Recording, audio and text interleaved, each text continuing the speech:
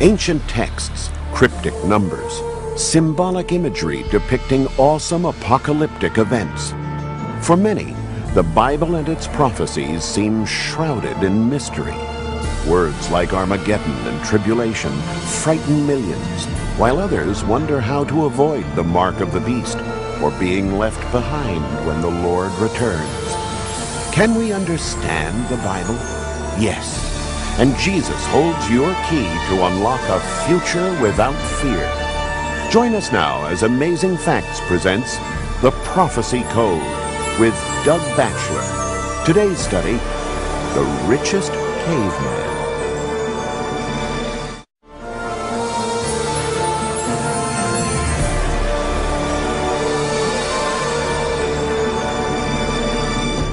Well, I'm so thankful to see you here this morning. And please pray for me as I share with you for a number of reasons. I'll be sharing aspects of my testimony this morning that I've not shared before. Since the book first came out, as a matter of fact, I might start by going to the slides. Believe it or not, that's me. And since the book first came out, 1985 or 86, it's been translated in 10 languages. Of course, a lot has happened. That's 20 years ago, while it was still in the writing process. And there's always a risk when someone is sharing their personal testimony that you could make an individual appear bigger than life. And I'm praying that Christ will be held forth. Through this, I share some of the various things that I've been through, because I've made a lot of mistakes, hoping that you'll know in spite of those things, God can still reach us and use us. But I also want to be very real and not make things bigger than life. I remember a girl was asked in elementary school to do a book report on Abraham Lincoln, and she wanted to make a good impression on her class. And so as she got up to read her book report, she said, Abraham Lincoln was born at a very early age in a log cabin he built with his own hands. And sometimes history in the retelling ceases to be accurate. So be praying for me. Everybody wants happiness. I think that's one thing that we all share in common. But the places and the way that people look for happiness varies greatly. You know, you've heard me mention earlier in the program that I'm tickled when I check out of the newsstand to look at the supermarket tabloids, and sometimes I've just laughed out loud as standing in line. Now, I know that you don't read them, but how many of you will admit you read the headlines when you're checking out? And some of them are very entertaining. I've seen some that are really amazing. Hopefully people aren't getting their prophetic information from these, because it changes by the week. But I remember one that said, Rudolph the Red-Nosed Reindeer discovered in a meat freezer. That's one that really stuck in my mind. And you've probably all seen the one about the bat boy, or the boy half alligator and half... And I guess there are people that are entertained by it, if nothing else. I don't want to ridicule. But you know one reason that these are some of the most popular magazines in North America? Is because they are principally dealing with the lives of the rich and the famous. And somehow people believe that if they could experience these lives vicariously, they believe the illusion that happiness comes from fame and fortune. That's why many of these TV programs that deal with the rich and the famous are so popular. And people want to marry a millionaire. Who wants to be a millionaire? If I could be more popular, more beautiful, I'd be more famous. And it's really a fantasy. It's an illusion. I was raised with an unusual perspective because of the family God placed me in. My parents were very unusual and driven people. Two more opposite people, I don't think, ever got married. You've heard the expression opposites attract? Never is that more true than with my parents. My mother was Jewish by birth. My father was a Baptist. My mother was born in New York City, was very sophisticated in that way. My father was an Okie, born in Oklahoma, came during the Dust Bowl to California. She was a Democrat, the head of the women's lib movement in New York City. My father was a redneck Republican. I mean, they were just so completely opposite that those that knew them just marveled that the marriage lasted 6 years. My mother was in show business. and my father was in the aviation business. I'll start more specifically with Dad. A very unusual man. His father died when he was 7 years old, left his mother pregnant with 3 other younger brothers. My father was the oldest, and he learned as a young boy to work very hard during the Depression, and was very, very poor. They used to save string. I mean, just to give you an idea of how things were growing up. During World War II, Dad did manage to get some education and got himself flight instruction. He entered World War II as a pilot, a flight instructor, and finally went overseas, was there during D-Day, and has a number of interesting stories he could tell. After the war, he wanted to continue working with aircraft. He began to buy and to sell airplanes and was involved in the designing of aircraft. Matter of fact, several in our family. You ever heard of Area 51? My uncle, Jim, who's still alive, worked there. It's true. They'd fly him every week from Burbank to Area 51, and he worked on things like the SR-71 Blackbird and the stealth plane, and all of my dad's brothers, 3 younger brothers, ended up working at some point in the aircraft business. Dad began to buy and sell planes until he became very successful. He worked with people like Howard Hughes and was in business with Kurt Kerkorian and a number of these very famous wealthy people. Dad did not like a high profile. He always felt insecure because he was in Oklahoma and didn't have a lot of education. He stayed away from the limelight as much as possible, but we did manage to get a few photographs of Dad. At one point, he owned 2 airlines, not to mention airline leasing companies. He had Aero Air, Capital Air, part of Western Airlines, some of you remember, International Air Leases. The military leased aircraft from my father, and it was a very lucrative business. Anybody for years who wanted to lease an aircraft, they'd call George Bachelor, and he became very, very wealthy. A driven man, worked very hard. Now, my father, his first wife and baby died in a plane crash. It was a tragic story. He was supposed to be on the plane. He missed it. The plane flew into a mountain. And then he married my mom, who was about 10 years younger than Dad. And it was a pretty rocky relationship, and they divorced when we were 3. And Dad, I think, married about 5 times in his life. That's not counting relationships in between. And he was always looking for happiness. I could see happiness did not come from money. When I lived with Dad growing up, he had the mansion, Miami Beach. I was born in Burbank, California, but Dad moved his business to Miami Beach, and then for years had a mansion on an island, one of the Sunset Islands in Miami Beach, and all the toys. Learjet, this is one of my dad's Learjets. He's had several over the years. At one time, he didn't know which one to buy, so he bought 3 and tried them out, and then sold the other 2 at a profit. And raced cars and had the Rolls Royce and all of the toys that millionaires are supposed to have. We had the butler and the maid and those things. Now, my life would go through very dramatic changes. When I was living with Mom in New York City, where she moved, it was so different from when I was living with Dad in Miami Beach, and then they'd send us to live with Grandma and Grandpa, who were very poor most of their lives in California. And my brother and I went through some very radical shifts as we went from place to place. Mom and Dad both married several times, and we got sent off a lot. This is a picture of, matter of fact, I think this is Dad racing. He's in his 70s here when he was racing. He was very active for a better part of his life. This is Dad and his 3rd wife. This was after Mom. Betty, he was married to Betty for 30 years, a very sweet lady. She was Miss Kentucky, and we're still in communication together. But that fell apart. Dad was a hard person to be married to. He was a driven man. And when that relationship unraveled and Betty divorced Dad, it made Florida headlines. It was the largest divorce settlement in Florida history. Dad had a lot of money, and money did not bring happiness. This is front page here of the Miami Herald business section. Still flying high, and the closer print says, let's see if I can read this here. At 71, aviation pioneer George Bachelor isn't ready to descend. He runs one of Miami's most successful businesses, pilots jets, races cars, water skis, and is soon to take a bride age 29. That had something to do with his divorce with Betty. At 71, bachelor going on 16. Every member of my family, my brother, my mother, my father, my grandparents, has all been in national headlines at some time or another. I don't have time to tell you all about it, but I have an unusual family.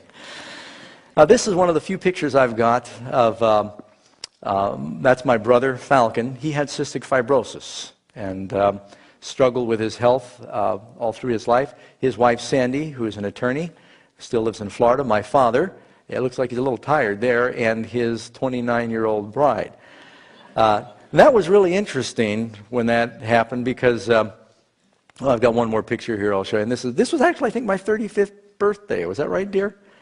And Karen was there that day. It's so different because when Dad married, Mary Ann was wife number 4? Yeah, I lose count. It's kind of strange because she's younger than my wife. My wife's 6 years, in case you're wondering, she's 6 years younger than me. I know I look older, but I'm just high mileage. I'm not really that old. And I had to correct John on that last night, I think. He says, Karen's so much younger than you. I said, no, she's not. But it was really strange when Dad married Mary Ann because, follow me, this gets very interesting. Dad had a brother-in-law. He was 72, I think, when he got married. He had a brother-in-law that was 11 years old. Can you imagine that? Want to meet my brother-in-law? Wait, it gets more interesting. His mother-in-law was younger than me. I know, I'll tell you, it was really strange. And then we went to this wedding, and they rented the John Deering Mansion in Miami Beach, and it looked like a royal wedding. I mean, there were helicopters with news people, and this train of limousines coming in, and an army of valet parkers, and everybody stepping from their cars looking like reigning monarchs. I mean, it was the who's who wedding in Miami a few years ago. Was that 10 years ago, dear? At least, huh? And it was really funny because one of my friends told our son, Daniel, they said, now, Daniel, when you get to the wedding, you make sure and hop up in Mary Ann's lap and say, Grandma, tell us about the good old days. You don't tell Daniel that, because he did something very close to that. And, Karen and I and the family, we went to the wedding, and we're so out of our element. They're going around serving escargot, and they've got the orchestra playing. There's a gondola in the bay that is taking people in and out, and my dad's yacht was parked out back. This is actually a picture of my dad's yacht in the bay. It's called the Bachelor Party. And this is the inside, just to give you a picture. That was very, very nice. And during the wedding with Mary Ann, his alarm went off on his watch to remind him to take his heart pills. And he's marrying a 29-year-old. So, and then, actually, she took him to Rome. She was an Italian girl, and she had connections, and Dad got to visit the Pope. And I think that only cost him about $2 million. But, and he said he was so awed by it. All this money and wealth, and still I live with him. Very unhappy man. I asked him one day, Dad, are you happy? He said, no, nobody's happy. And I said, I'm happy. And this was after I became a Christian. I was talking to my dad about spiritual things. When we'd go visit him, he'd be so tense all the time. Karen's a physical therapist, and so you'd give Dad a back rub one day. A man's life, Jesus said, does not consist in the abundance of things that he possesses, does it? What profit is it if you gain the whole world and you lose your soul? And my dad, at one time, he had 2 or 3 Rolls Royce and fancy cars in his 5-car garage. But Jesus said, lay not up for yourselves treasure here on earth where moth doth corrupt, or rust corrupts, and moths devour, and thieves break through and steal, because the Rolls Royce turns into rust someday, doesn't it? Happiness doesn't come from things in this life. My memories of Dad, 90% of the time, I'd see him briefly in the morning on his way to work, and he'd always come home intoxicated, and he'd drink himself to sleep every night. What profit is it if you've got all that money and you're miserable? On the other side of the equation, Mom and Dad, very different. I was born in California, but when they divorced, they both took off different directions. Mom moved to New York City. She was involved in show business. My mother was a very talented, and if you don't mind my saying so, a very beautiful woman. And I guess I took after Dad. And she was pretty much self-taught, a high school dropout, but she learned to play the piano, the guitar, was a lyricist, started writing songs for Elvis Presley. And some of you remember that name. Any of you remember Andy Williams, Frank Sinatra, and anyone, Frankie Avalon?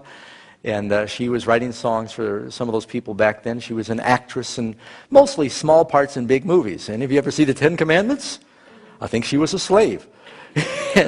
Greasing the stone. And whenever we watch it with the kids, we say, "There's Grandma!" And then she's gone. But so she was an actress, but never very successful in that field. Her real success came as a film critic. She was a successful songwriter, a playwright, and a film critic. She replaced Rona Barrett on Good Morning America, and she was the president and founder of the Los Angeles Film Critics Association. Lived in Beverly Hills at that time, and it's a very, very powerful position. Because when the critics say this movie stinks, the producers, the studios lose millions. When they say it's outstanding, it's more likely then to get Academy Awards, and it makes a lot more money. And people were always sending her gifts, and they're coming by, and they're sweet-talking her and giving her free cruises and tickets and movies, and a very powerful position. And as my brother and I were growing up in New York City, a lot of these people, names that you know in Hollywood, would come in and out of the house, and they were calling our home, and we didn't even know who they were. Most of the time, we didn't know or care, because when you grow up with it, you're sort of immune, you're aloof, you're insulated. I don't know what it was, but it just didn't impress us the way I see it does other people. And when I tell this story, people say, "Oh, Doug, nah, you're making all this up." So I drop in a few pictures of Mom with different individuals. You recognize, of course, Muhammad Ali, Cassius Clay, and do you still remember George Burns? This is Mom. These are all black and white just because she had a mural where they were all done in black and white. It's the only way I got them. Sylvester Stallone. I got one color picture here, and I remember this. I was there when this picture was taken. It's Mom and the Three Stooges. Now, that is the original Moe and Larry. They had replaced Curly, had passed away, but I got to meet them. And they're all 70 years old at that time, and still very funny. Some of you remember Rowan and Martin, and I also got to meet them, been to their homes. Warren Beatty. And who do we have next here? We're going to go through these pretty quickly because it's self-explanatory. There's Mom with Jimmy Stewart, and Mom at dinner with Bob Hope. And then who's this? Natalie Wood. Some people said they looked a little alike. And I don't think she looks anything like Roger Moore, though. One of the James Bonds, Sally Fields. So these are the people the circles that she was moving in. Clint Eastwood. And as time goes by and I share my testimony, the young people aren't going to know who these people are, right? Paul Newman. And I got quite a few in here. I thought I'd pull some of these out. Dustin Hoffman.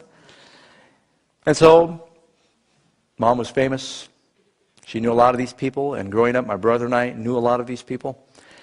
And one thing we discovered very quickly is that happiness not only didn't come from fortune, it didn't come from fame. Because in growing up, a lot of these people we knew had money, popular, wealthy, good-looking, all the things that people say, "I wish I had," and they killed themselves. Many of them were so miserable and unhappy. Many of them destroyed their lives with drugs. And I'm not saying all of them were like that. Some of them were very nice people and seemed to have their act together, but there was a lot of confusion, a lot of misery, a lot of spiritualism in Hollywood. You'd be surprised. You talk about God in the Bible, and they act like you're so out of touch, but the New Age and these things were very popular among Mom's friends. She was into astrology and all of that business. But when Mom died, none of them were there. There were no cameras there. Karen and I were in the hospital room with Grandma and my aunt, and that was it.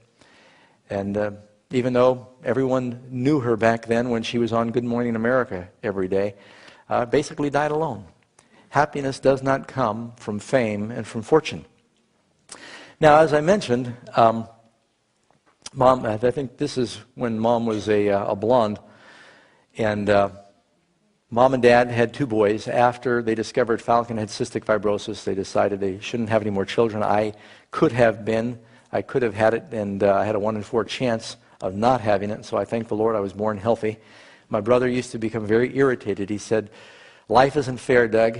He said, "I'm so smart and I'm sick and you're so stupid and healthy." Falcon was my older brother. My father named us both after airplanes, and I was named Douglas after the DC craft, which isn't so bad. I could find my name on a keychain, but my poor brother, my father named him Falcon after, I don't know, who knows what, Falcon Fanjet or something like that, and he grew up with the name Falcon Bachelor. And he got teased a lot in school because he was already small from cystic fibrosis, and he had flaming red hair. We didn't look at all like each other, but same mom and dad. Brown eyes, freckles. I've got blue eyes, no freckles, no hair.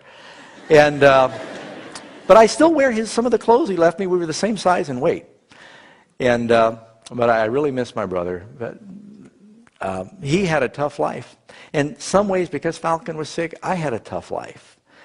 Because a lot of times the parents would take out their frustrations on me because they figured he's healthy, he can handle it.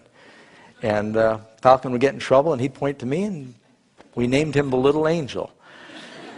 Well, we grew up in New York City and lived on 51st Street on the east side, 81st Street on the west side. And there's one reason John and I enjoy working together. We speak the same language. We can talk New York because he comes from New York City too.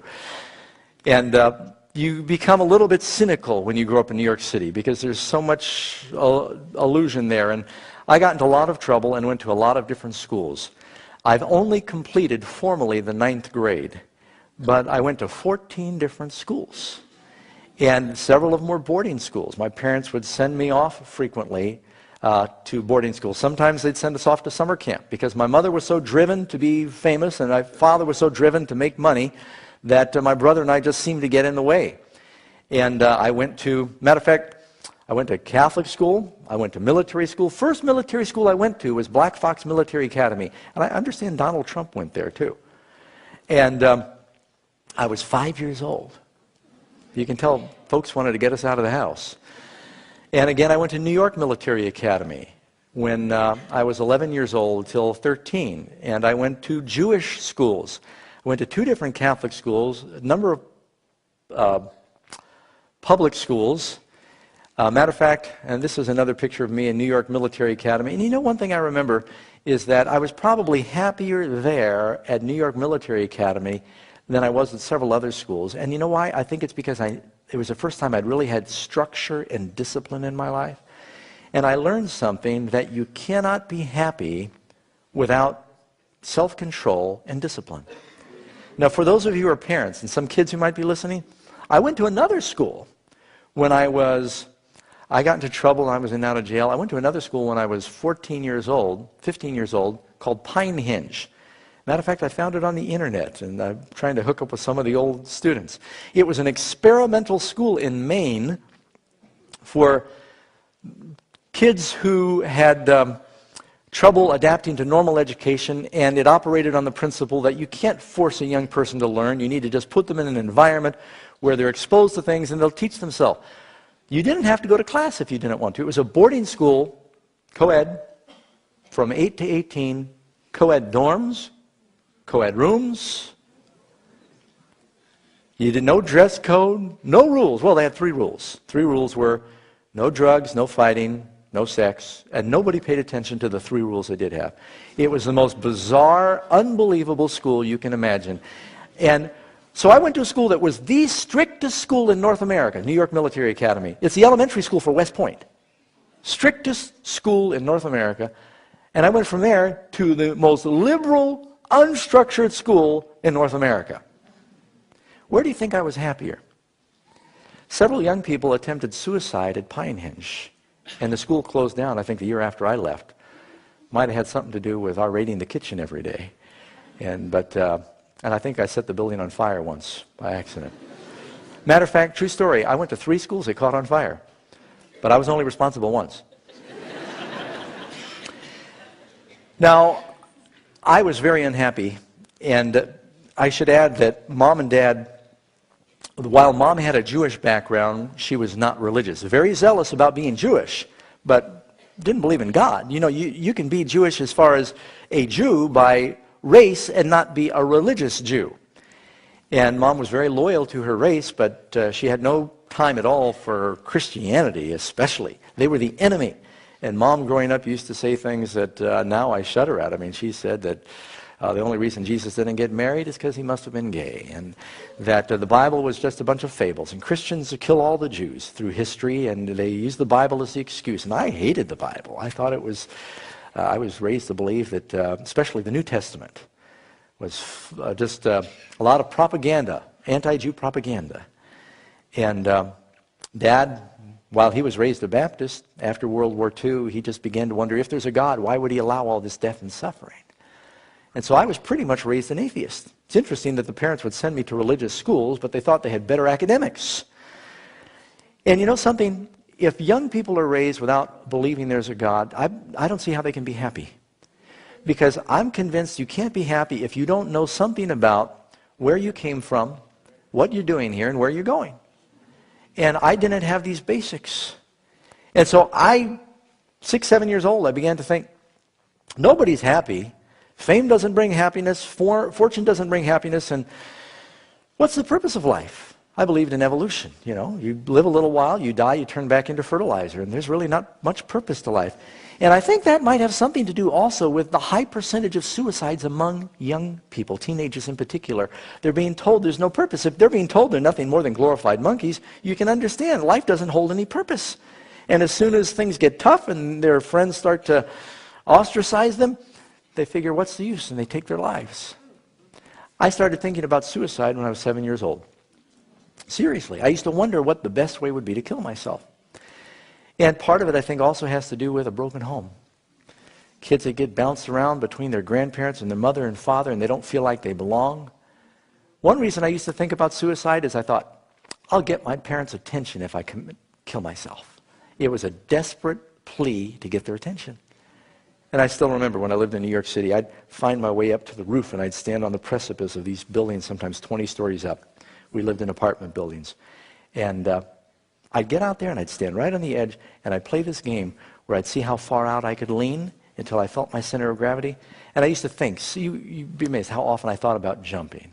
Just jump. End all your troubles.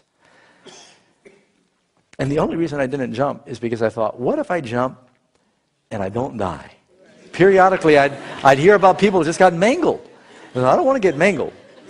And I remember one time my Falcon had gone to live with Dad in Florida for his lung disease, and in New York City pollution was pretty bad on his lungs, and I was by myself with Mom, and she was often out working or at parties at night. I just felt so alone, and I was in trouble at school, and I thought, you know, I'm just going to kill myself. And I knew Mom took sleeping pills every night, so I went into her bathroom, and I got into the medicine cabinet, and I looked on the bottles, and I found one that said, take one at bedtime. And I filled my hand, I got the water, I was just ready to take the pills, and I thought, you know, it didn't really say sleeping pills in the bottle, it said take one at bedtime. And I studied it, and the bottle said Valium. They were sleeping pills, now I know. But then I was 13 years old, and I thought, Valium, that might be a pill for ladies, I don't know. And I don't want to get sick. I don't want to get sick, I wanted to die. And so, you know, somewhere along the way in there, I thought, I really did want to die because I thought, life, people aren't happy. But one of the things that kept me alive was I have an insatiable curiosity. And I kept thinking, you know, if I kill myself today, something interesting is bound to happen tomorrow and I'm going to miss it. And so you'd be surprised, I postponed my suicide one day at a time for years. Because I thought, may as well stick around one more day. I can make it one more day. And that's some advice for anyone out there that thinks about it. Postpone it, because once you do it, you can't turn back.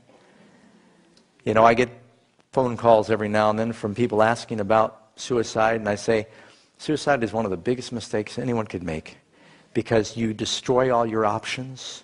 And if you think suicide is going to remove your problems, what it does is it permanently seals your problem with no alternative. As long as you're alive, Solomon said, a living dog is better than a dead lion. Where there's life, there's hope, right? And so I just kept putting it off. And praise God. I mean, the Lord, I know many times the Holy Spirit said, I've got a plan for you, not today.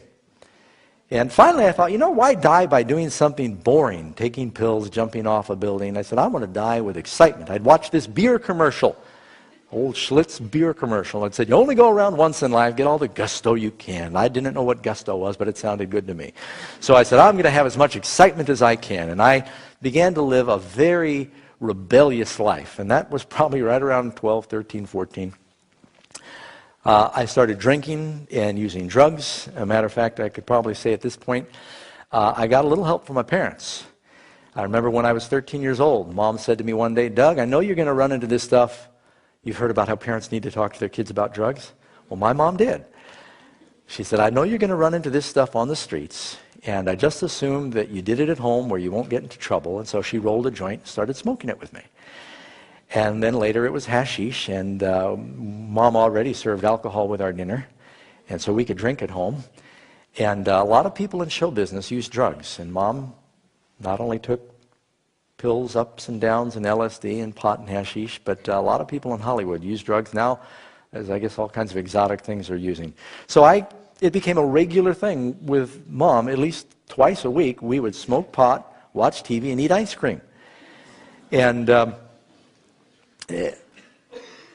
Falcon would come and visit from Florida, and he'd feel left out because he, with his lung condition, couldn't smoke pot. So Mom would make him marijuana or hashish cookies.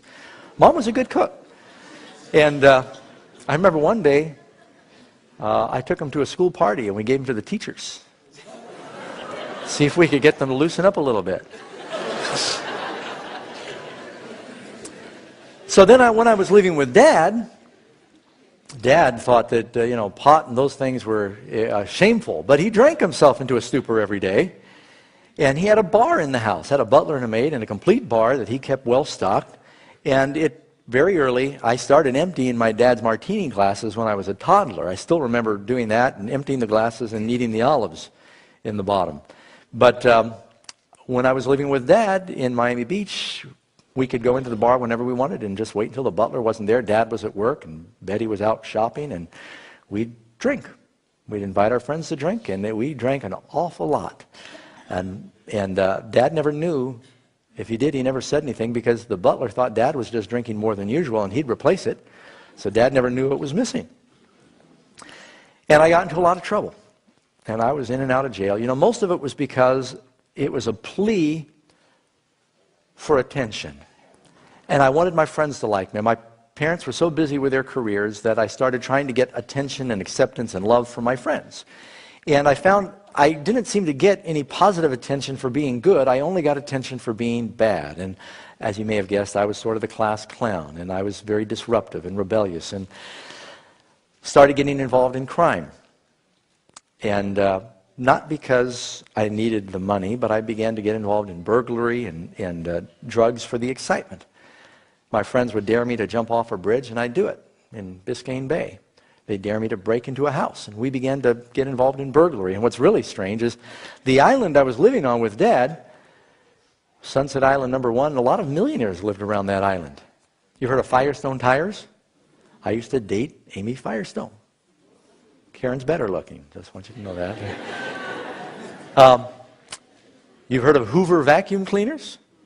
Sandy Hoover, he's a boy. Sandy Hoover was one of our friends that lived on the island. Because not a lot of us played with Sandy because he was a little different. You know what his goal was in life?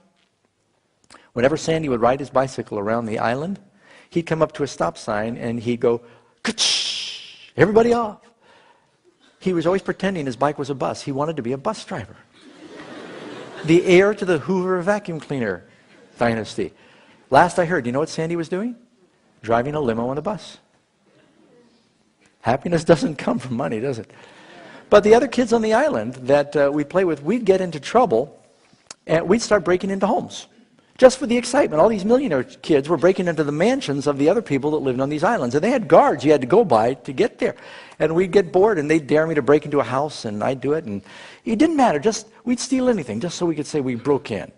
And my friends would dare me to break into a house while people were still awake and walking around in the house. And I wanted their acceptance so much. It was really strange, though. There was this crime spree on the island of all the millionaires' kids breaking into each other's homes. And the security company for the island thought that thieves were coming by boat. And so we would sit there on the dock, and we'd watch these police boats circling the island at night trying to catch the thieves. And it was all the students, all the children of the millionaires breaking into each other's homes. But, and I'm making a long story short. I've been in and out of jail several times and chased by the police and shot at, and I'm not proud of these things, but just to give you a picture of where I was. I ran away from home first time when I was 13 years old. Have been in reform school for brief periods of time because I was in trouble. One time I got arrested and I wouldn't tell them who I was because I'd rather stay in jail than go back home again. I was so unhappy. And last time I left home I was 15 years old when I ran away. Hitchhiked up to Boston. Father said, I'm through with you. I don't know what to do with you. And began to break into homes. Now I was a burglar, not for entertainment, but I needed the money.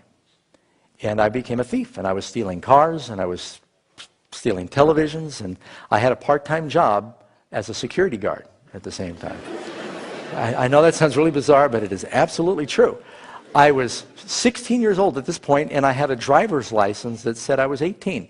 So here I'm a big shot, walking around in this oversized uniform in Boston with a weapon, and I'm a security guard, and I had a license so that I could I was buying alcohol, and I would guard places at night, and I'd steal during the day, because if you walk out of a house at night with a TV, you look suspicious. But if you do it during the day when the people are at work, they think you're just moving. And so this is how I was living. And then a friend of mine who was into these Eastern religions, he knew about my day job. His name was Jerry. And I said, you going to turn me in? He said, no, Doug, I don't need to turn you in. He says, God sees what you're doing, and your karma is going to get you. Now, karma is this ethereal rule that whatever you do comes back. With what measure you meet, it's measured to you, is how Jesus put it. And there is an element of truth in that. When you live on the streets, they put it this way: what goes around, comes around. You're going to get what you give. And there's an element of truth in that. Do unto others as you would have them do unto you. I said, nah, there's no God. And I said, I stole that TV and I got rid of it and nothing happened to me. Nothing's going to happen. He said, you'll see. And not long after he told me this, I woke up in my apartment in Boston, and my door was open, and my television was gone. And my radio. And I was really mad. I called the police right away. I wanted them to track down. I felt they'd invaded my privacy. I wanted to catch these thieves. And I started watching, and it began to slowly dawn on me that I wasn't getting ahead, because I would everything I did went wrong. I'd steal something. I'd often do it while I was drunk or high, and I'd hide it, and then I'd sober up and forget where I hid it. Or I would steal something, and my friends were all thieves. They would in turn then steal it from me. So I don't know where it went. And or I would risk my life to steal like a stereo or something. I'd get back to my place, plug it in. It was broken. I stole a broken stereo. And just everything was going wrong. And I said, man, what convinced me may seem strange. It was a little thing. I didn't quit stealing cold turkey. I tapered off. I used the patch. And but I was at someone's house, and I stole a box of Krusty's instant pancake mix. Any of you remember that? It was the whole wheat variety.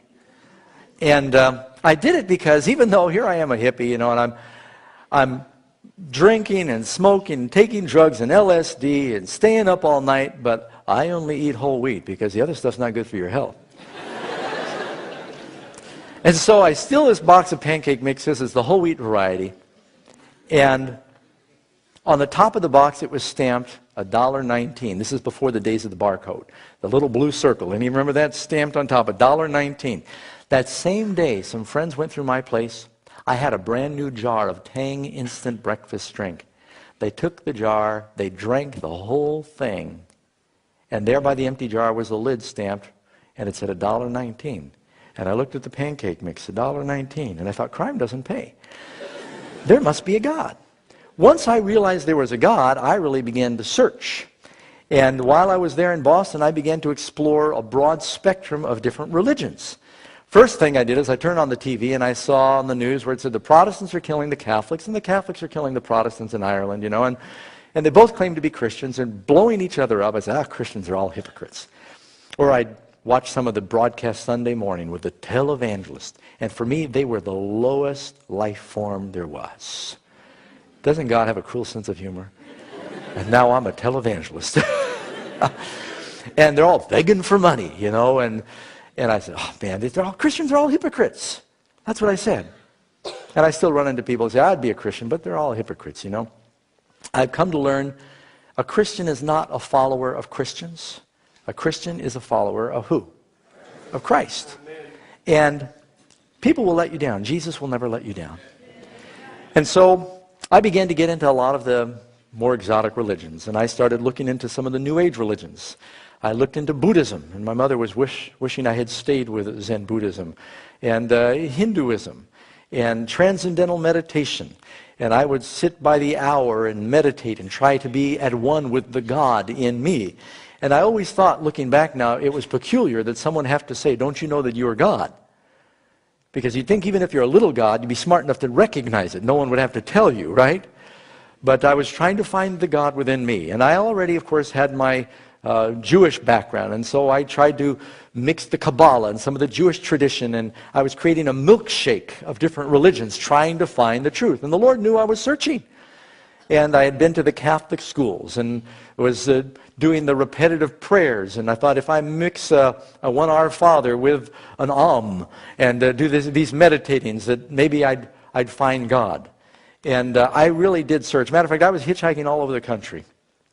I've probably got 100,000 miles on my thumb.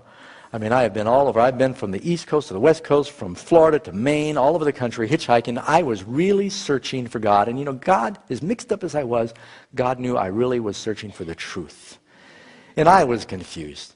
I remember one time I went to Southern California with a friend named Jay Samuels from Brooklyn, New York. And we were living on the streets. And we went to a Christian mission because they offered free food. But before you get your food, you had to listen to someone preach. And so they bring you all in, and they shut the door, and then they preach to you, and they testify. And I'm so embarrassed now because the crew I was with, I mean, we were with a bunch of drug addicts and alcoholics. We were so disrespectful and rude, and they were belching and falling asleep and being rude. And then when they got done, these Christians were so nice and loving and smiling. Now, this can't be real. And then they fed us this great meal with cherry pie and everything. And I thought, these folks are so nice to these bums that are rude. That's what I thought. I was embarrassed to go back because they were so nice to us. Well, we found out that the Hare Krishna temple also served free food. And so I said, Jay, let's go down there. So we went to the Hare Krishna temple in Santa Monica, California. They said, but you've got to go to our services before we feed you. We said, we understand. That's the rule. So we went in. Their services involved jumping up and down for an hour and a half. And they said, Hare Krishna, Krishna Krishna, Hare Hare, Hare Rama, Rama Rama, Hare Hare. I never forgot it because they did it for an hour and a half. And at one point, I actually went to the bathroom because I said, this is just hypnosis. They had a drum going, thump, thump, thump, thump, thump, thump, and they had a bass, Hare Krishna. And I saw these guys in their pajamas and shaving their head and all this, and I thought, they got to be hypnotized. No one else would do this. So I went to the bathroom, and I waited and waited until the music started dying down. I went back in because I wanted the food, and Jake was starting to get into it. He's I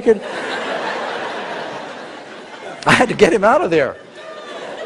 And after all that jumping up and down, they gave us yogurt and raisins. And that was, I knew that day I couldn't ever join that religion. Well, I went back to Boston, and while I was living on the streets in Boston, I actually had 2 jobs. And I had cut down on my stealing, but I was working as a security guard part-time, and I was working in a rust-proofing factory. We would rust-proof like the steel toes and boots, and it wasn't very exotic, but it was honest. And I had a lot of money because between selling drugs and the work, I'm a little driven like my parents, very motivated. And my dad came to visit me one day, and I was big shot. I said, let me buy you dinner, Dad. And I said, I got my own apartment now, and I was showing him all this stuff, and he was so discouraged. He said, Doug, he says, you're throwing your life away. He says, you need an education. He says, you know your brother's sick. I've got a stepbrother, John, from Betty, who worked for Dad until Dad died. And he said, Falcon's sick. He said, if you ever want to work for me, you've got to get an education. He said, I found a school. You're going to love this. He said, this is a school on a boat. He says, there's girls, you sail around the world, you get to see the sights, you water ski, you scuba dive. He says, give school one more chance. He says, you're going to love this. And he was pleading with me, and I just couldn't tell him no. And so I said, all right, all right. And so he was so excited, he took me right then to the airport. I don't know who he paid, but he got me a passport and a passport picture within a few hours. And he took me to the airport. He flew with me to Milan, Italy, where the boat was parked, docked, handed me over with a smirk on his face, and then I found out I'd been duped. This school that he made sound so good was actually a very unusual, exclusive school for the children. It was called the Flint School Abroad. There were two schools like this. They made a movie about one of them called White Squall. I don't know if any of you ever heard about that. That one was all boys. Our school was co-ed, the Flint School. School on a boat. It was for the children of politicians and millionaires whose kids were getting mixed up in drugs or the wrong crowd or some cult religion, to get them out of their environment and straighten them out. And it was very strict. They took away your passport. They said, basically, if you run away in Turkey or some of these countries, you get arrested. They put the fear in you. They said, there's nothing anyone can do. You're going to rot in jail. So they really had us like imprisoned.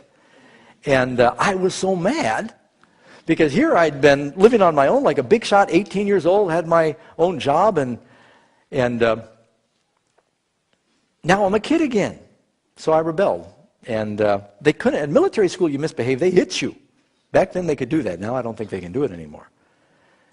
But this school, they couldn't touch these kids because they were the kids of the millionaires, you know. And so I said, I'm not going to class. So I just stayed in my room. And then they said, all right, well, then you have to sit on the floor during meals. So I sat on the floor and I goofed off and disrupted everything. And I was just infuriated that I had been tricked. I never did go scuba diving or water skiing or these things that I thought. Furthermore, they taught atheism in the school. It was the curriculum. They showed films of Darwin. They mocked anyone who believed in God as a fool. And now I believed in God. I'd seen too many things I couldn't explain. I knew there had to be a God. And so I'm in my room meditating. They finally said, we're not letting you go to meals. And I had my roommate smuggle me food. And this battle between me and the captain as the principal, it went on for a while. Until pretty soon the students, I would not stand watch. I would not participate. It was a protest. I'm very stubborn. And I thought Karen would go amen at that point. Thank you for controlling yourself. The captain took me for a walk one day and he said, Bachelor, what do we need to do to get you to cooperate? I said, he wants to negotiate. I said, if you let me go home for Christmas break, I'll behave between now and Christmas, 2 weeks away. Only model students got to go home for Christmas. He was so anxious to get rid of me. He walked right from that conversation. He said, is that a deal? I said, that's a deal. He walked, he called my dad, woke him up, because it was time zone. Said, Mr. Bachelor, we've got good news. Doug has shown remarkable progress, and we think he's going to be ready to go home for Christmas. My dad was so happy. So I behaved for the next 2 weeks until Christmas, and I stood watch and washed dishes and did my job and went to class. But I learned something interesting. While we were sailing from Tunis, Africa, northern Africa, across the Mediterranean, just before Christmas time, to Port of Mahon, Spain, we got into a very severe winter storm. And the boat we were on, this is actually a picture of the two boats that you see here. I was able to capture this from the website. Two-mast schooner, about 150 feet long. Waves were 25, 30 feet. Boat was going up and down through the waves. Water was coming in. The mainsail ripped. Wind was howling so loud, Captain asked if someone would help drop the sail and go back up again, and you could scream at the top of your lungs to somebody just 5 feet away. They couldn't hear you. Everybody was seasick, including the captain. How do you think that made people feel? Captain said, if you get washed overboard, and things were washing overboard. The nose of the ship was going through some waves, and part of the wave would roll from bow to stern over the boat and take things with it. We were wearing this foul weather gear, but we were freezing out there because it's the Mediterranean in winter. And he said, if you get washed overboard, we're not even going to turn around because we'll never find you. We'll mark the spot and tell your parents where we lost you. You better hang on.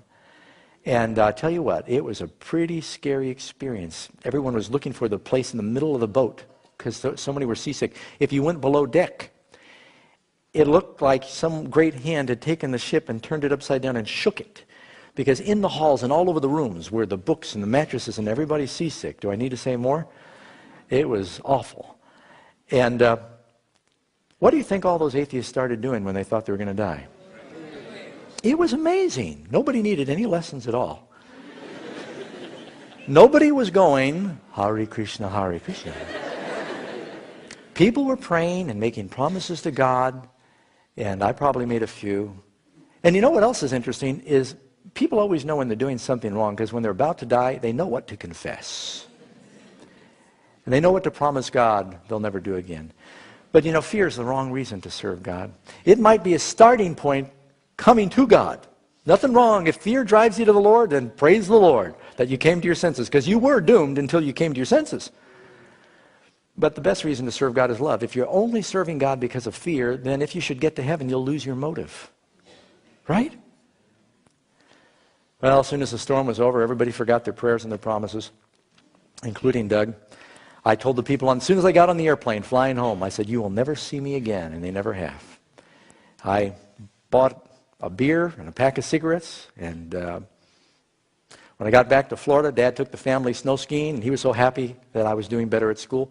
I thought, well, I'll go on a vacation with the family before I run away. So after we got done skiing in Canada, I sold everything I owned to my brother, who was a very shrewd businessman, to get as much money as I could, and I took off hitchhiking to California. While I had been there at 15, 16 years old, I'd found a cave, and I wanted to move out to this cave. And on my way out, I had a very interesting experience. I was hitchhiking from Miami, Florida to California, and if you don't know, that's a long way. Christmas time, I left Florida with Florida clothing.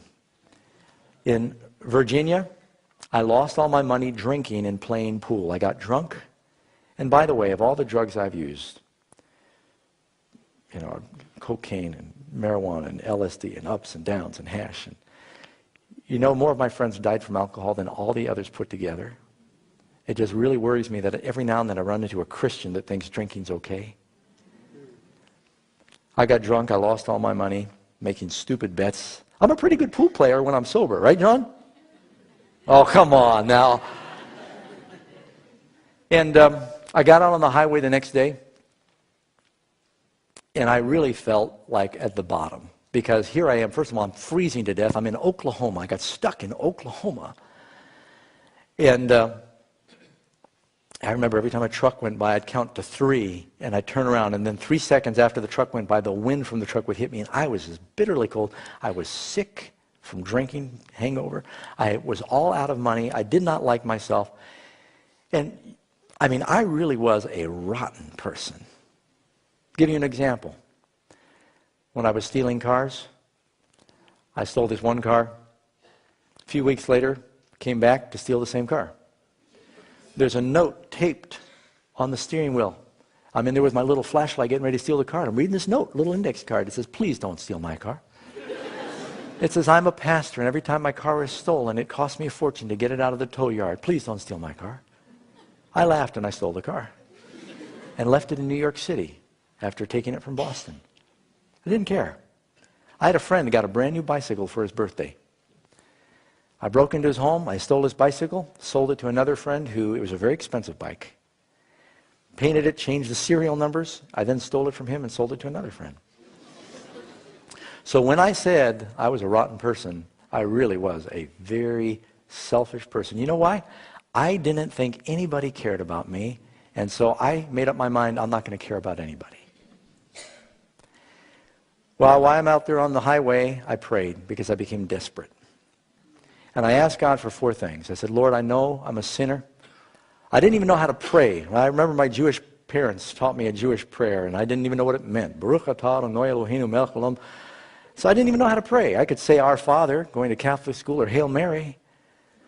But I just prayed from my heart. I said, Lord, I know you're there. I know there's a God.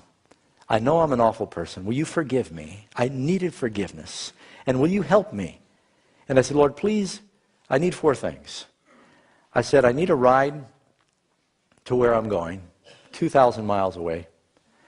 See, please give me a ride. Please help me get some food. I'm hungry. Please help me get some money. I'm broke. And the 4th thing I prayed the Lord would give me a ride with somebody normal, because I kept getting picked up by these lunatics, you know. I got picked up by people. I remember this one guy drinking picked me up, and he said, watch this, I can drive without my lights on. And he'd turn off the lights on a windy road. Or I get picked up by a couple of college students that were smoking so much pot, they obscured the visibility in the car. They went across the median on the interstate into oncoming traffic. or I'd get picked up by people that had sexual motives.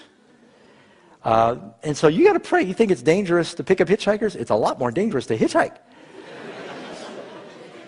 So I said, Lord, give me a ride with someone normal. As soon as I finished praying, right there on Interstate 40, the next vehicle stopped. I'd been there 8 hours. As soon as I finished praying, he stopped. It was a white van. He picked me up. He took me 2,000 miles to the door of where I was going in California. He fed me all the way out. I didn't ask him to. He gave me $40 when he dropped me off that I didn't ask for. I should mention I also did not ask for him to preach to me all the way from Oklahoma to Palm Springs, California. I just wanted a ride, but the Lord sent a born-again Christian. And he was preaching to me and reading the Bible and sharing it with everybody along the way. And this fellow was really aggressive about sharing his faith. And I kind of had to listen to him. You know, I'd be sitting there and he'd be preaching. And I'd be thinking, yeah, right, I had to either listen or get out. But, you know, I did pick up something. I now do that. I think it's a good way to share your faith. If you're not afraid to pick up hitchhikers, what you do is you pick them up and you wait until you're doing about 60 miles an hour and you make your gospel presentation. Then you accelerate and look at them and say, now would you like to accept Jesus? And don't look at the road. And a lot of people have found the Lord in my car that way. It's true, I do pick up hitchhikers and I witness to them along the way. But you know, I had to listen to this guy, but I really believe the Bible was a fairy tale. I mean, who can believe these stories about Adam and Eve and Noah and the ark? And my mom had always told me in most of the schools I went to that this was just fiction. So now I moved up into the mountains, into a cave, way back in the hills above Palm Springs, California. My brother came to visit me once and he took these pictures. And I lived there a year and a half like a hermit. And it was a long way out of town. I used to have to climb from Palm Springs to this mountain that was over 4,500 feet and then back down the other side. Very rugged, steep, dry, dangerous terrain. Several people died up there in the time I lived there. And the mountain was Mount San Jacinto, one of the tallest mountains in Southern California. It's 11,000 feet high. And I lived in this cave. It was a beautiful cave, I mean, as far as caves go. Right by the cave, I had a creek that ran by. I was very comfortable. My cave was very neat. It was the neatest cave there was because I went to military school. My bed was made every day, and I had all my stuff in its place. You can ask Karen. I'm sort of a fanatic that way. Yeah, there you go. I knew I'd get an amen on that one. And, I mean, I make my hotel bed when I check out. So pray for me. There's a beautiful waterfall and a pool right by my cave. That was my cat, Stranger. He just showed up one day, lived with me for a year, and then disappeared. And I'd go to sleep at night, and Stranger would come at night, and he'd press his nose when it was cold. He'd press on my nose until I opened up my sleeping bag, and he'd crawl down by my feet. He'd purr down by my feet. It was great. But sometimes he'd go out hunting, and he'd like make a skunk mad and chase a skunk through my cave. But I had a lot of experiences I can't share. But the real miracle is, while I was living up here, somebody had left a Bible in the cave. And somebody asked me one time, was it a King James version? Did the Gideons put it there? You know, the Gideons put them in all the hotel rooms. They want to know if now they're going to all the caves everywhere. The Gideons. No, it was just the regular King James version of the Bible. And at first I ignored it. I would hike down to town once or twice a week. I used to panhandle. I'd beg for money and I'd play the flute. I'd buy my groceries or I'd dig in the dumpster. And then I'd head on home. And, you know, I had to pause here and just mention, eventually my father found out how I was living. And when he found I was digging in the dumpster looking for food, how do you think that made him feel? That broke his heart. And so you've got a heavenly Father. And it breaks his heart when we go to the garbage of the world looking for happiness, because it will never satisfy. Well, as I began to read the Bible, I finally picked it up one day, and I didn't understand everything I read. When I read through the Old Testament, I got through Matthew, Mark, Luke, and John in the New Testament, and I didn't understand a lot. But I found a version of the Bible maybe a little simpler, and two things became very clear to me. One, I was a big sinner, and that Jesus was a big Savior. It also became clear to me that God had a plan for my life. And I got on my knees up there in the cave, and I said, Lord, I'm a big zero. I mean, I'm running around up in the mountains. Did I mention I didn't wear any clothes up there? I'm running around naked up in the mountains. long hair and a beard, digging in the dumpster, drinking and smoking and using drugs, stealing, living immorally. And I asked the Lord, I said, will you forgive me for my sins and come into my heart and give me some purpose for living? I mean, I was a big zero. And, God came into my heart back then. And he didn't change me all at once, but he started changing me. And he started working miracles where I knew he was real. I remember at one point, this is a picture of, that's me in my cave with a stranger. I had clothes on, so I thought I'd show you that picture. And it was, of course, from reading the Bible this happened. At one point, I was up there and I was reading the Bible, and I thought, I want to share God's Word with other people, but I don't know how this is ever going to happen because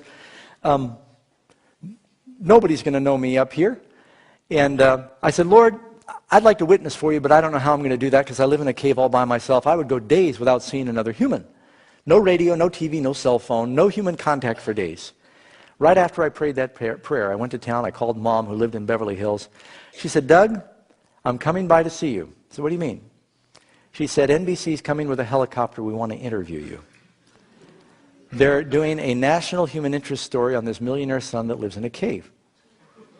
I said, you're kidding. So they flew up to my cave with a helicopter and interviewed me for the news, and it was on 3 times that day. Only reason I know that, I didn't have a TV. My friends in jail said they saw it 3 times. And while I was on national news, he's saying, why do you live like this? And I was able to share my testimony about how I'd become a Christian and happiness didn't come from money. So here I just prayed God would give me an opportunity to witness. So how could I ever witness to anybody? I live in a cave. Don't underestimate what God can do if you're willing to work for him. He sends national news to give me an opportunity to share my faith. In the time that's passed, and I'm just making a lot has happened since then till now. Family and I, we've been up to the cave a few times. This is a picture, I think, of when Karen and I went up there with the kids. I don't know how long ago this was, dear. 1992, that's from the top of the mountain. My cave was just over that hill and down the other side. 1992, we flew up. Some people think Christians can't have fun. They say, I'd like to be a Christian, but, you don't have any fun. You can't drink and use drugs and all these things and all those sins. I have so much more fun now as a Christian than I ever had before. Matter of fact, you young people who think it's not fun to be a Christian, you ought to try and follow Pastor Doug around. Keep up with him.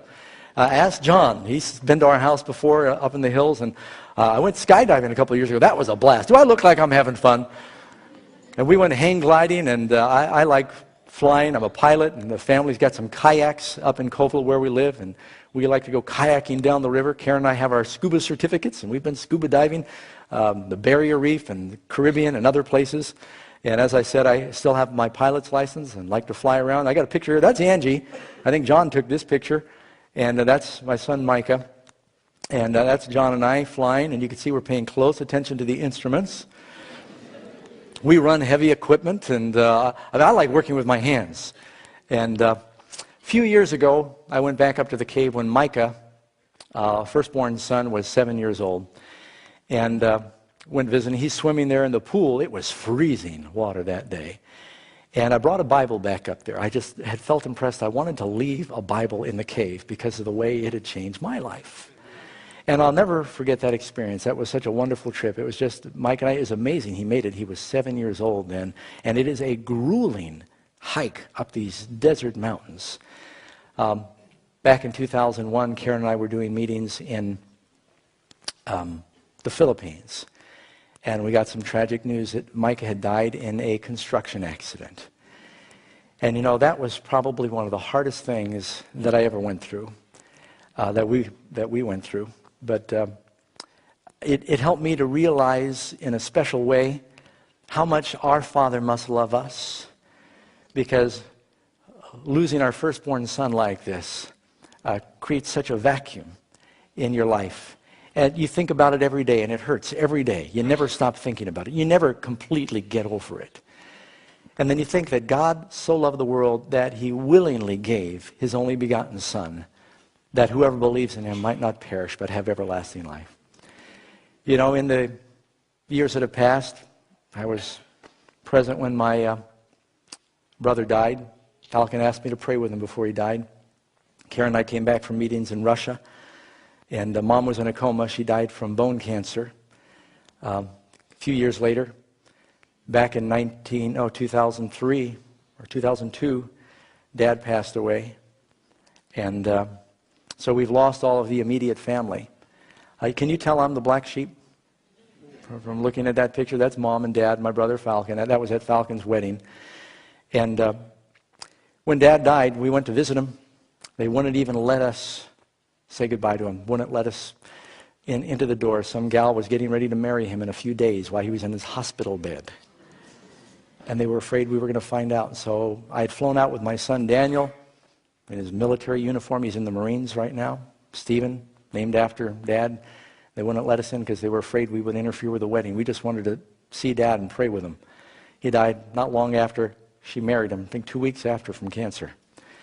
And the whole estate got embroiled. And for the record, I never received a penny, a photograph from my father's estate since he's died. I could have gotten all mixed up in all that dispute, but the Lord says, Doug, I've called you to preach the gospel. Amen. And I keep remembering that scripture. What profit is it if you gain the whole world and you lose your soul? You know, real happiness comes from who? From Jesus. Amen. We want to go off the air with this message. I'd rather have Jesus. Friends, is it your prayer this morning to say, I'd rather have Jesus? Father in heaven, help us to make that decision. To put Jesus first in our lives. To accept him as our Savior, knowing that he has a great plan for each one of us. And any who are watching, if they've not made that decision, may they come to Jesus just as they are today.